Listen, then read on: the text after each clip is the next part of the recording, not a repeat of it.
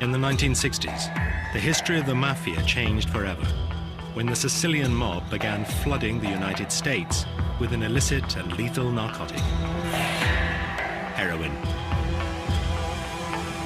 Heroin would turn the mafia into a global organization and make them more money than they had ever made before. But it would also sow the seeds of their own destruction. A battle would rage on the streets between a new breed of ruthless mafioso and a new kind of policeman prepared to risk everything to infiltrate the mafia for the first time. This was a war over billions of dollars, millions of lives, and the future of America itself.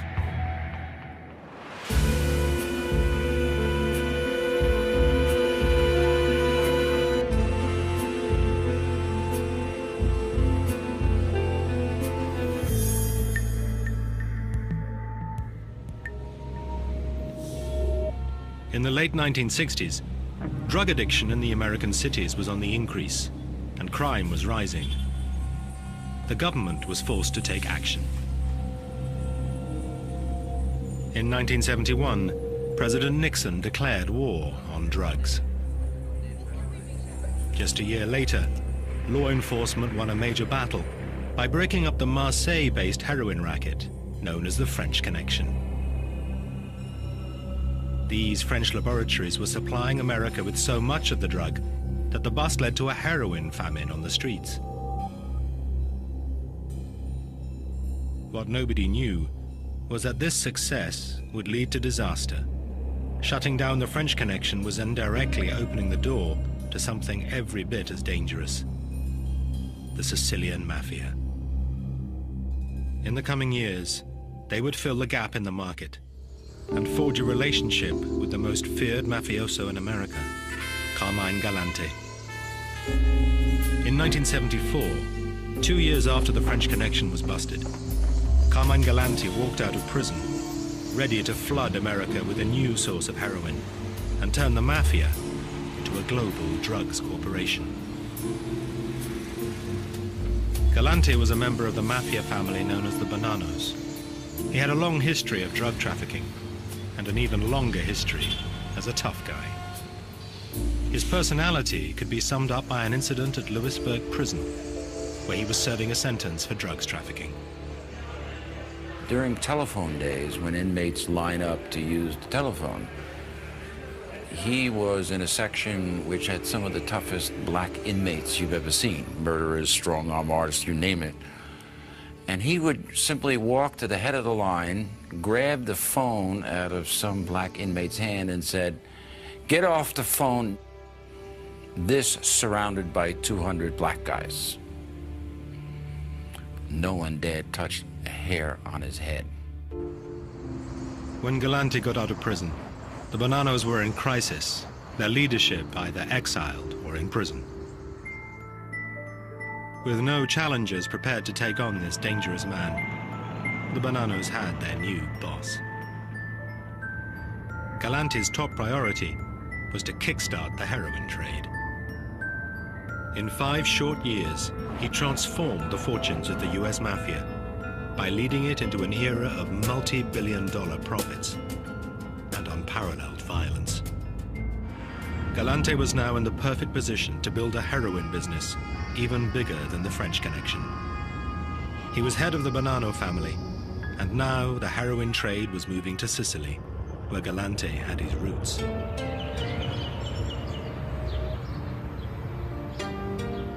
Galante was born in New York, but his family came from the town of Castellamare del Golfo in the northwest of Sicily.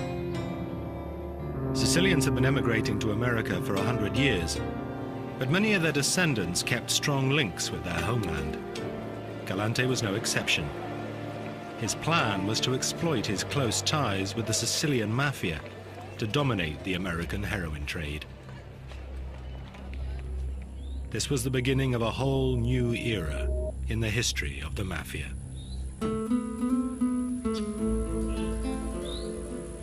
Until now, the Sicilian and American Mafia had mainly operated as separate organizations. With the French connection broken, the Sicilian Mafia decided to fill the gap in the market, and there was no bigger market than America. The Sicilians set up a sophisticated smuggling system.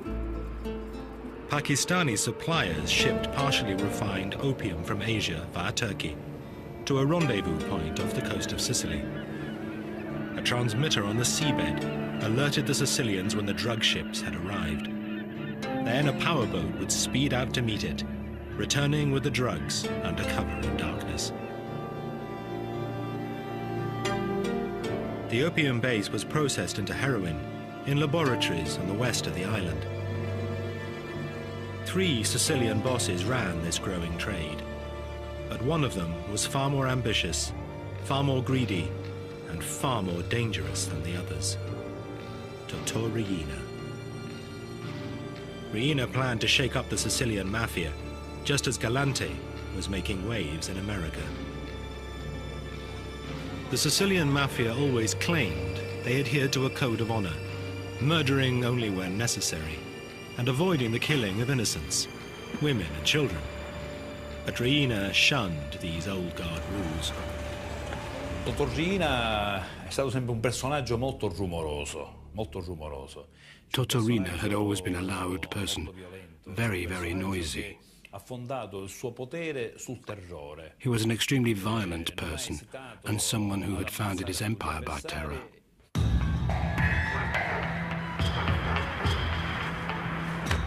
Riina was as ambitious as he was ruthless. He was determined to become the boss of bosses, head of the Sicilian Mafia. To achieve this, he would commit so many atrocities that he became known simply as the Beast. In the early 70s, his factories were producing ton after ton of pure heroin. All of it needed to be sold.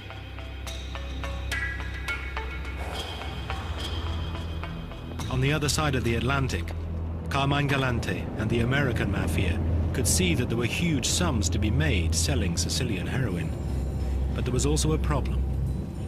Throughout its history, the US Mafia had vowed never to be associated with drugs. The Chicago mob, known as the Outfit, was one of the most vocal opponents of the drugs trade. We always knew that if you dealt with drugs, it was a dirty business. And it'd be like you're feeding your own kid narcotics. So it was like taboo. And if you got involved with it, you're definitely going to get whacked. As far as the Outfit was concerned, there was no need to deal drugs when money could be made in more acceptable ways. In the 1970s, Frank Carlotta was sent to Las Vegas to make sure nobody messed with the Outfit's highly profitable casinos.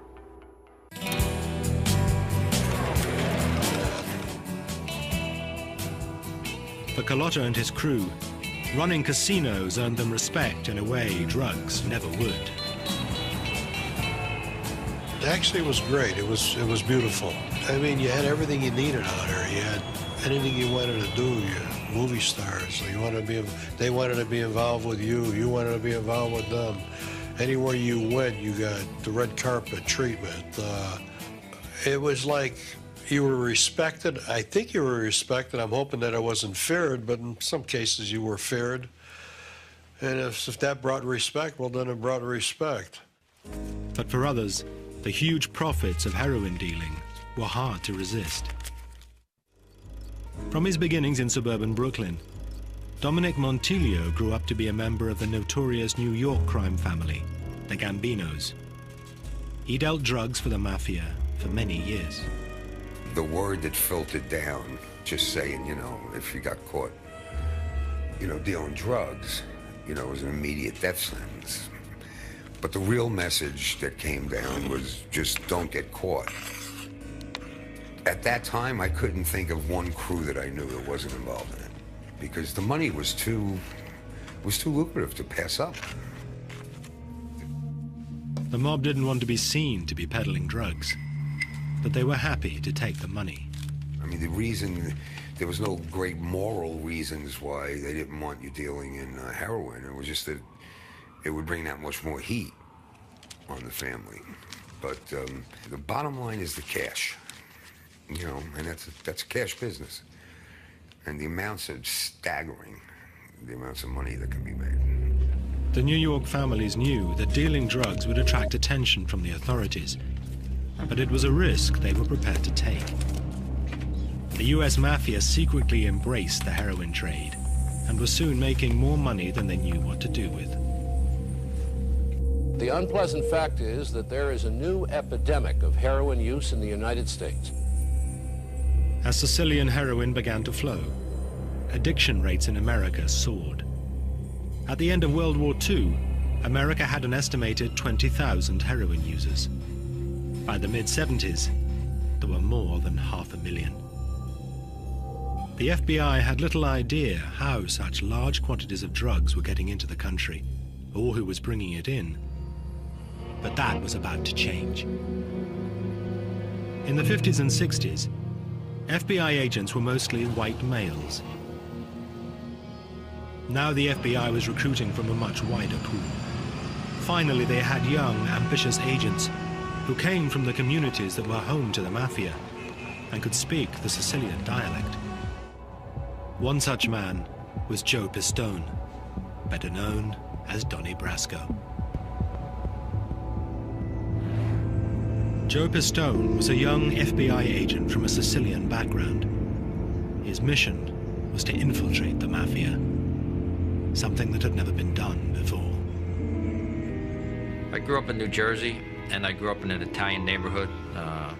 And in this neighborhood, there were mafia guys, mob guys, and I went to high school with sons of mob guys. So I knew about the mafia growing up. It wasn't foreign to me when I became an FBI agent. So I was pretty well versed in the ways and traditions of the mafia.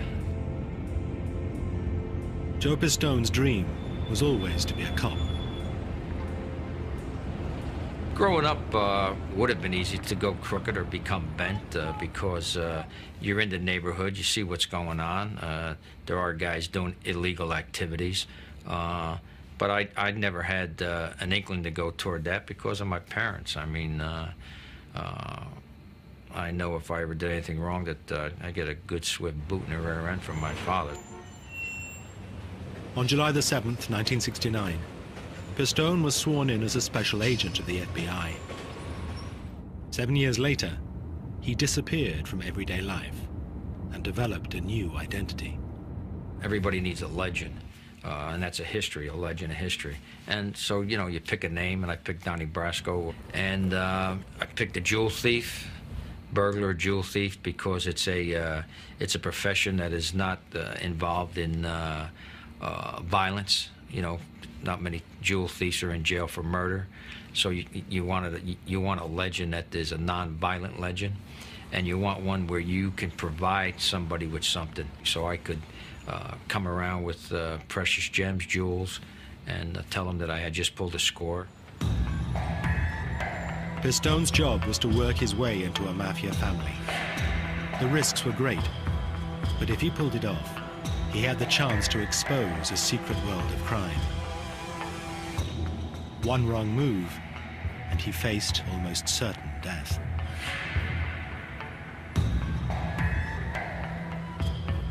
In order to do this job, undercover work, you have to have two things. You got to have a lot of nerve, and you got to have a lot of mental toughness. I'm not a person that sweats, you know. When I get into a jam, I don't sweat, so you don't know if you're scaring me or not, you know. And, you know, there's not much that can be done to you. The worst thing that can happen is they can kill you. That's about it. The FBI wanted the inside story on the Mafia. The Bonanno boss, Carmine Galante, was their first target.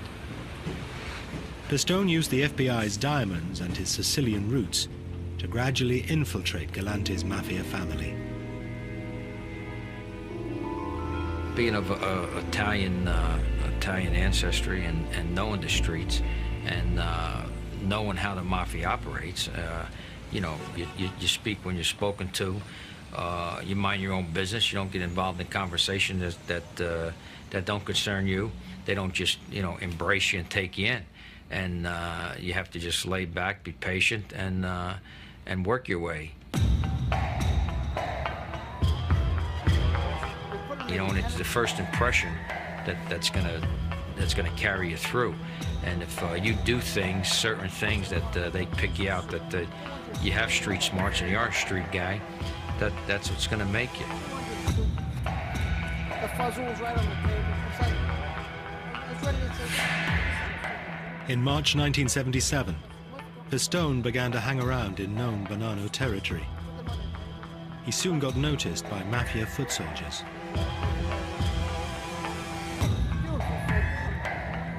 One of the wise guys Pistone met was Lefty Ruggiero. Pistone would later discover that Lefty was a known hitman for the mob. Lefty approached Pistone, asking him to sell some stolen jewelry. I was introduced to a fellow by the name of Lefty Ruggiero, and Lefty was a 24-hour gangster. I mean, he knew the mob, he knew everything about the mafia. If you need a teacher in the mafia, Lefty was the guy that you wanted.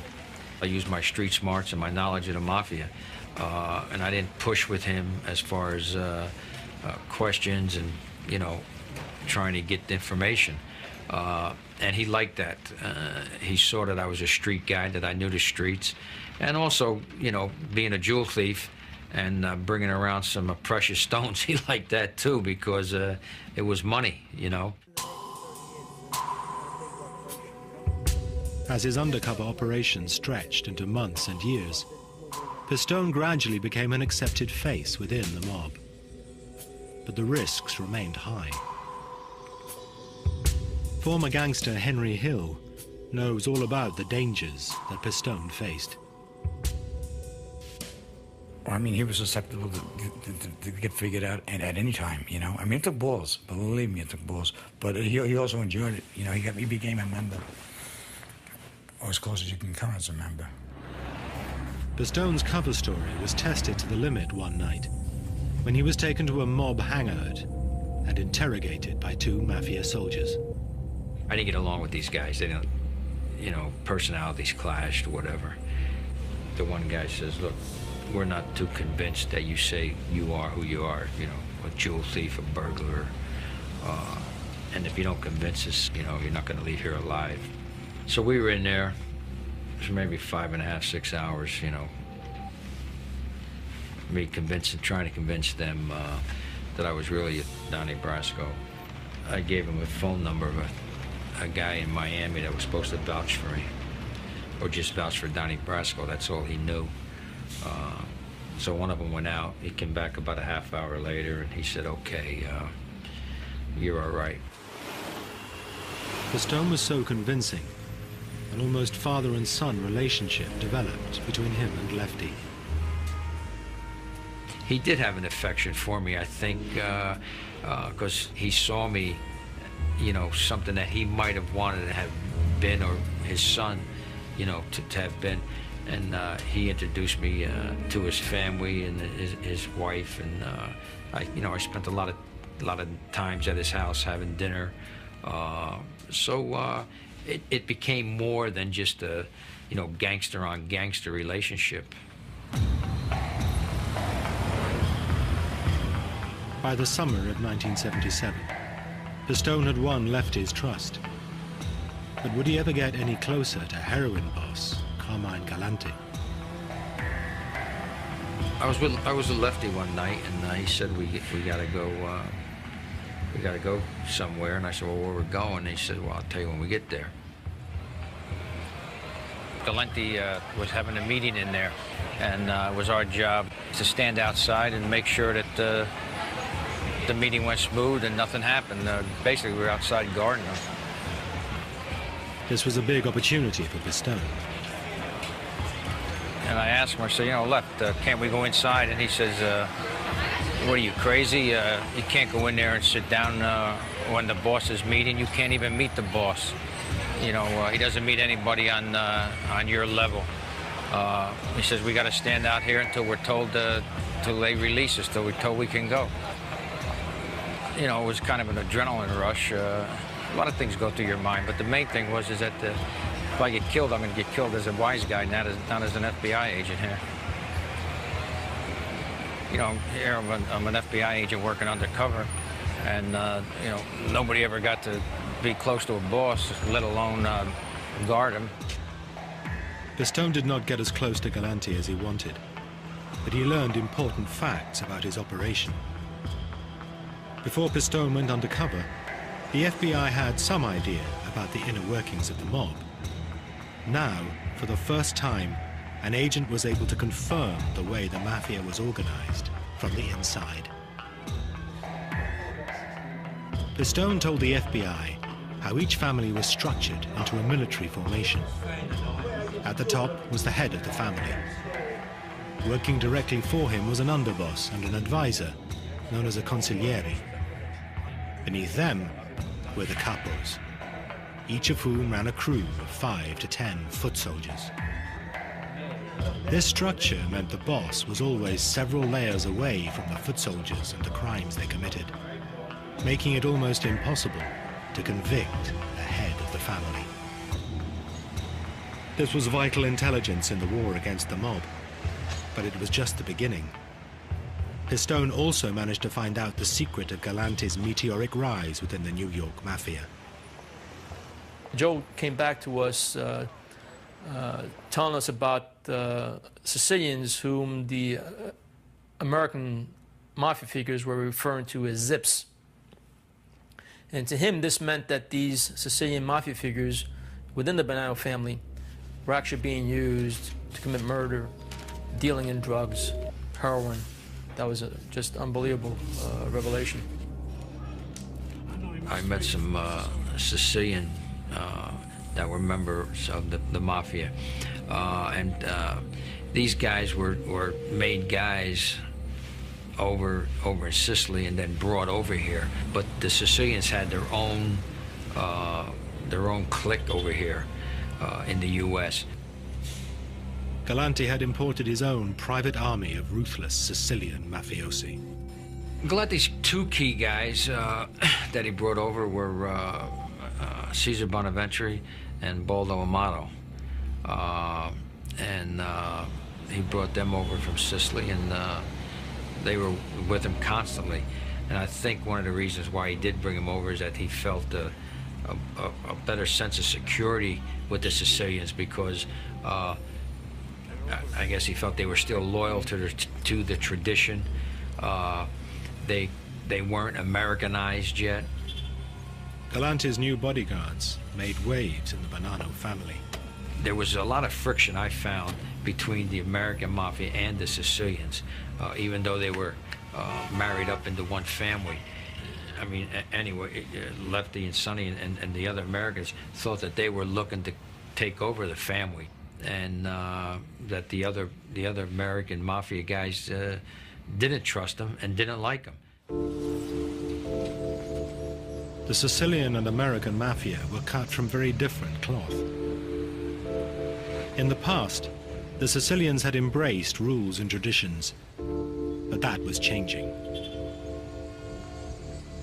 They'd kill anyone, you know, where we had certain rules. You know, it sounds strange, but there were rules as to, you know, who you had to get permission from to go do a piece of work, or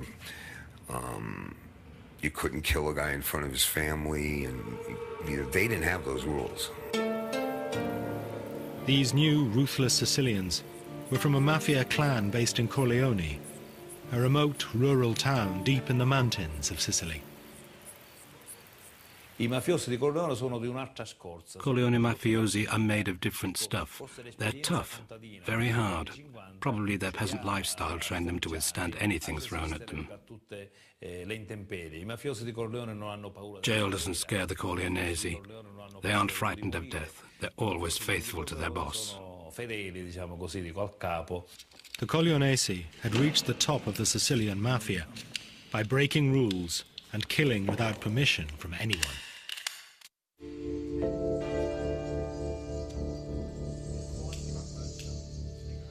In the American mafia, obedience to your superiors was deeply ingrained. The godfather of the American mafia, Charlie Lucky Luciano, had formed an organization known as the Commission back in 1931. This was like the board of directors of the mafia. All the heads of the families would meet to settle disputes and decide on strategy.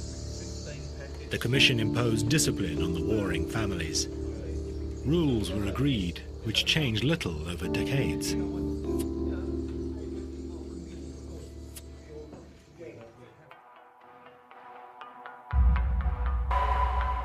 One of the rules was that you didn't kill someone without permission from the head of your family.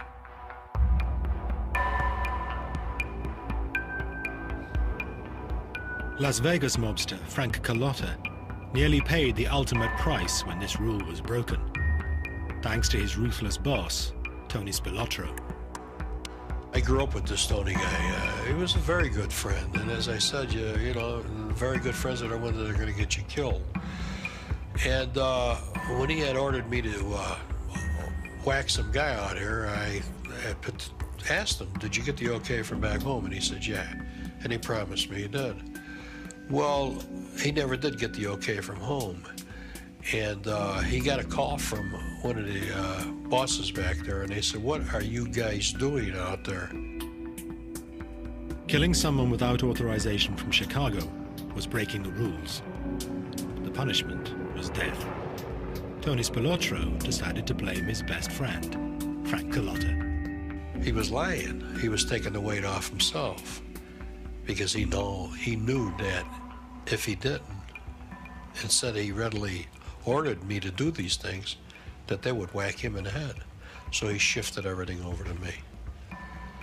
That was my best friend. We shined shoes together when we were 12, 13 years old. So all my life.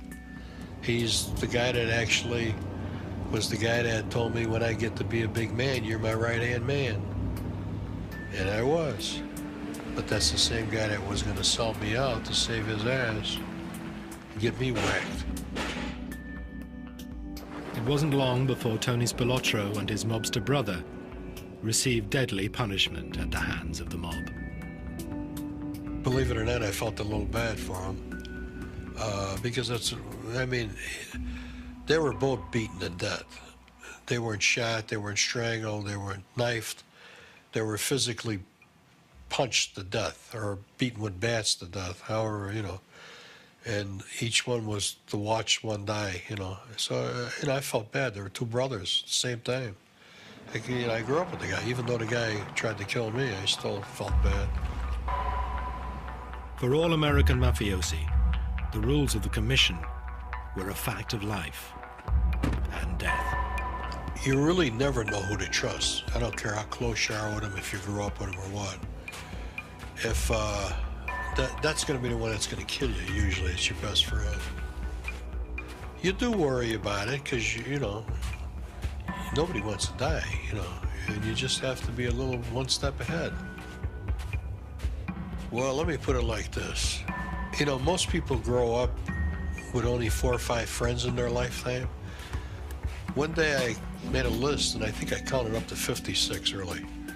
And some were killed by the police. But the majority of them, like 36 or better, were killed by the outfit, the syndicate.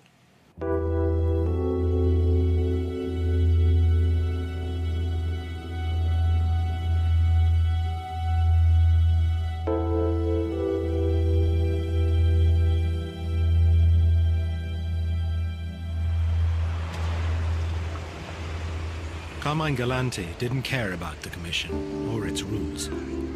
He believed the American mafia was soft and that his connections with the ruthless Sicilians made him invincible. But there was more than one advantage of having an alliance with the old country. At first, nobody thought much about it. But then the rest of the mafia began to get really nervous because they began to ask themselves, now, why is he bringing in so many of these zips? And everybody put 2 and 2 together. These guys are running heroin. This is a Sicilian connection at work here. We don't need this. For one thing, the organization felt we can't control the zips. Sicilians made and smuggled in the heroin. By hiring them into his own crew, Galante was making sure he would stay at the heart of the heroin business. for what he was trying to do with in the heroin business, it would have been, you know, good for him to be aligned with the more Sicilians, the better, because that's where the pipeline came from. In the late 70s, the Sicilian Mafia dominated the heroin trade. On the streets of America, the profits being made were reaching $20 billion a year. Galante was trying to keep the profits to himself. Something had to be done. He was greedy. He wasn't, the Bonanos may have been involved in this, the profits from this drug trade, but Galante wasn't sharing it even with his own people and the family, because he was, an egomaniac. He wanted to be the boss, and nobody was going to tell him what to do, and he was going to run his family, and he wanted to run the other families too. And during this time, Galante was making deadly enemies. The other bosses didn't like him because of this attitude that he had, that he was the top boss in the city. Everyone knew on the street that the clouds of war were right there. I mean, if this guy stayed loose, what he was plotting would have definitely caused major, war to happen between the families. For mob bosses, the Galante problem was growing. Only the Commission had the authority to act. Their solution would be violent. Galante had to go. On July the 12th, 1979, Carmine Galante paid a visit to Joe and Mary's restaurant on Knickerbocker Avenue in Brooklyn. It was one of his favorite haunts. Run by his cousin, he felt safe there. He was joined by his two loyal Sicilian bodyguards. There's a courtyard that you go into, and is an open-air courtyard, and they were sitting down getting ready to have lunch, and Galante was sitting there, and he had his cigar in his mouth.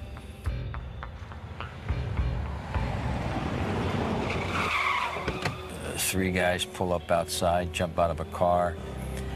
They run in the restaurant and start blasting away.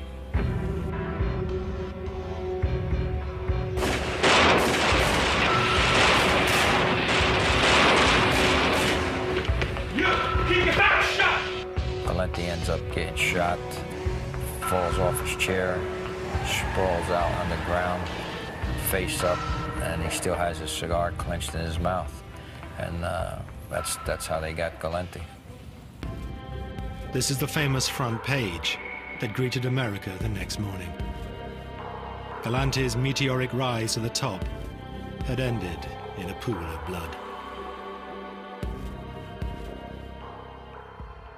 Carmine Galante was rubbed out today as he sat in a Brooklyn luncheonette, a gangland execution of a man believed to be the most important organized crime figure in the country. After the murder, the killers fled the scene. But in an amazing coincidence, one of them walked into a club that was under police surveillance. This incredible footage shows him reporting back to the Commission bosses after the successful hit. But the feds were about to get an even bigger surprise. Well, when the police came on the scene, they had immediately identified Carmine Galante's body. He was an old man, had a cigar stuck in his mouth, totally lifeless. As the police pieced everything together, they were told that two other individuals who were in the backyard with Galante, later identified as his so-called bodyguards, they were the ones who miraculously got out of there without any wounds whatsoever.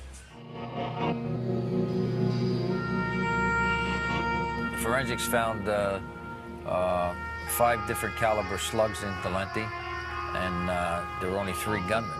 So that leads you to believe that there were 2 guns someplace else. And the only other 2 guys there were Bonaventure and Amato. Bonaventure and Amato were the 2 key Sicilians Galante had brought over for his own protection. The police deduced from what they saw at the scene that Bonaventure and Amato were not there to protect Galante. They were there to ensure that his assassination was carried out without a hitch. The ultimate treachery was performed by his own men. The men who were supposed to protect him from any harm, they were the ones who actually helped carry out the assassination. The Sicilians had turned on Galante. It seemed his greed had upset others besides the commission. The Sicilians who had arrived in America in the 60s and 70s, who were helping bring in the heroin from Sicily, wanted full control in their hands. The message was, we are bringing it in, we are going to be involved in the distribution network. Therefore, we want a bigger share in the proceeds. And that was the message of the New Sicilians. We are the ones doing it, we want a bigger share. Not what Galante was doing, keeping most of the share for himself. Galante's murder made the FBI even more suspicious about the Bonanno family. For the commission to whack a boss meant there were big things going on. Two young agents, Charlie Rooney and Carmine Russo, were given the job of watching the Bonanno Sicilians. This is the area where myself and my partner Charlie Rooney spent a lot of time conducting surveillance. And we needed to find intelligence that could only be found on the street. And that meant being out here, being the eyes and ears, basically, of the FBI, trying to determine who these Sicilians were and what they were doing. One Bonanno member, who soon came to their attention, was Sal Catalano, who ran an Italian bakery in Queens. The FBI realized that Catalano was a key figure in the heroin trade. Suspicious packages were constantly being exchanged, probably containing either heroin or money. The FBI decided to play a waiting game in the hope they could break open the whole operation. One of the things that we in the FBI, and of course all of law enforcement, wanted to know was how were they bringing the heroin into the United States at that time. Over the next 5 years, Russo and Rooney's surveillance operation evolved into the largest investigation the FBI had ever undertaken. Finally, after recording and translating more than 55,000 wiretaps, the team of 400 agents worked out how the Mafia smuggled heroin into America.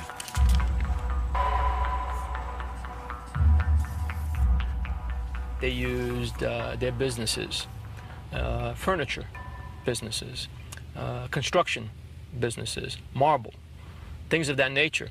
In particular, the pizzeria business.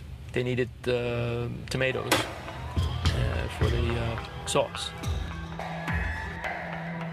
The Mafia had taken over pizzerias across the country and given them to immigrant Sicilians to manage. The operation was controlled by Sal Catalano from his bakery in Queens. This footage shows some of the actual restaurants implicated in the Pizza Connection trial. Restaurants just like these were used to distribute heroin around the country. The heroin arrived in the US through all kinds of routes. Their methods were often ingenious. Cases of canned tomatoes or boxes of cheese arrived from Sicily, stuffed with heroin worth hundreds of thousands of dollars. But the pizza network was not a retail operation.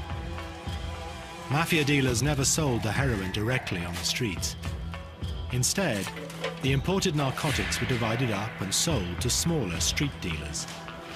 That way, the bosses stayed well away from the dirty end of the business.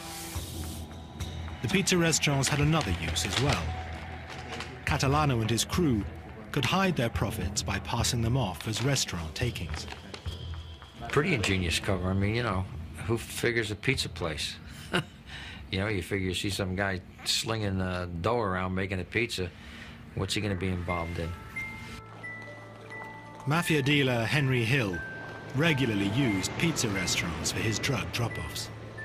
It wasn't difficult for me. I used to go to a pizza joint in a shopping center, leave my car there, and take a different car home, you know, and I go back 4 days later, you know, sat there and put the money in the trunk. The evidence the FBI found led to the very top of the Mafia and all the way back to Sicily. Salvatore Catalano was aligned with the Corleonesi in Sicily. That's where the power came from. It was Salvatore Riina, the boss of the Corleonesi. Salvatore Catalano came here with a purpose. The purpose was the Sicilian Mafia had a commodity that was being sent to the United States. They needed people here whom they could trust and carry on that activity. The power of the Corleonesi Mafia and their ruthless boss, Totò Riina, stretched all the way to America. Who knows how long they had been doing this before we stumbled onto them. And we basically stumbled onto them, and I believe what did it for them and for us was the Galante murder. Without that murder, I don't think we would have set our eyes on them at the time that we did.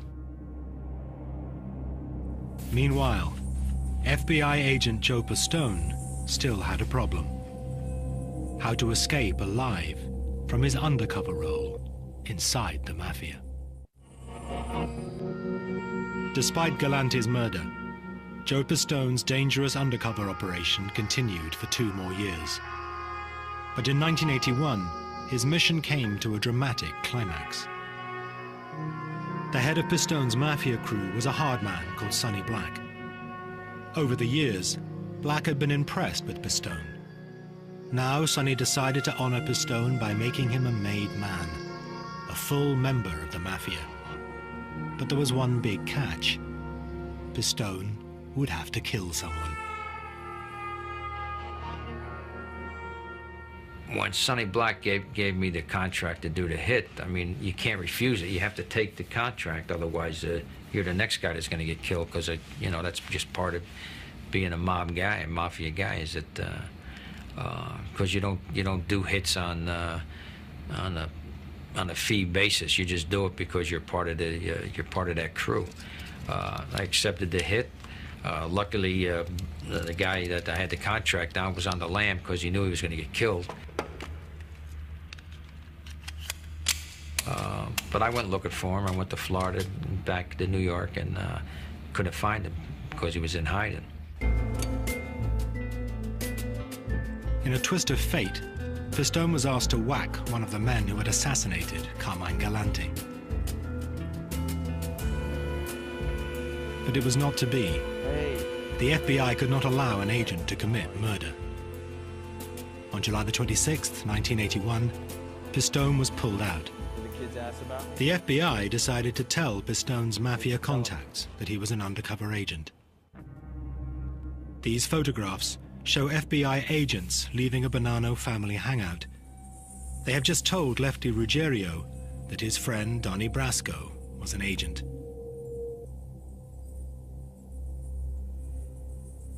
The consequences of this news for the Mafia crew were deadly. In this photo, Sonny Black discusses the FBI's bombshell with his crew. A few days later, he disappeared. The following year, his body was discovered, washed up off Staten Island. He was in a body bag, and they had chopped off his hands, and that was an indication that he had brought me around to shake hands with mob guys that were of status. These photos of Lefty were taken just after he found out Pistone was an FBI agent. He knew he was in big trouble. The Mafia would never forgive such a mistake. The Bonannos put out a contract on Lefty Ruggiero. But the FBI found out and snatched him into custody before the killers got to him. Pistone gave evidence against Lefty, and he was sentenced to 20 years. He died of cancer on Thanksgiving Day, 1995. At least Lefty didn't get clipped, you know. He lived his life in jail. He got what he deserved. I mean, I didn't make Lefty a gangster. I didn't make Sonny a gang. I didn't make any of these guys gangsters. They were gangsters before I got there. They were gangsters while I was there, and they were gangsters after I left.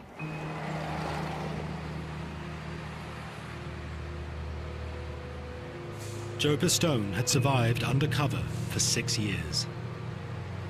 But I mean, that's a long time to spend undercover with that, with a crew that's, more than capable of killing you and taking you apart, dumping your body's parts somewhere. And to have those guys trust you to a point I mean, I never heard an FBI guy coming close to getting made. You know, I mean, they were looking to make him. He got addicted to it, and it took the government a lot of years. And, you know, I mean, they got a lot of cases out of it, but it almost destroyed his life, you know. And he thought he was a wise guy, you know, and he thought he was an FBI agent. After being pulled out, Pistone spent the next 5 years testifying against his mafia buddies. Then in 1986, he left the FBI to write a book about his experiences. But his life would never be the same again. Even now, he lives under an assumed name, under constant threat of assassination. The Mafia put a contract out on me when the operation terminated and I surfaced. My identity showed up. Am I worried about it? I don't think about it every day. Just take precautions and go about living the way I live, and if it happens, it happens, and the best man will win. Thanks to the efforts of law enforcement agents like Joe Pistone and Carmine Russo, the Pizza Connection investigation seriously weakened the American mafia. After years of making vast profits from narcotics, it would take much more than that to stop them. No one could have foreseen that in the coming years, the actions of one mafia boss would change everything and bring the American and Sicilian mafia to their knees.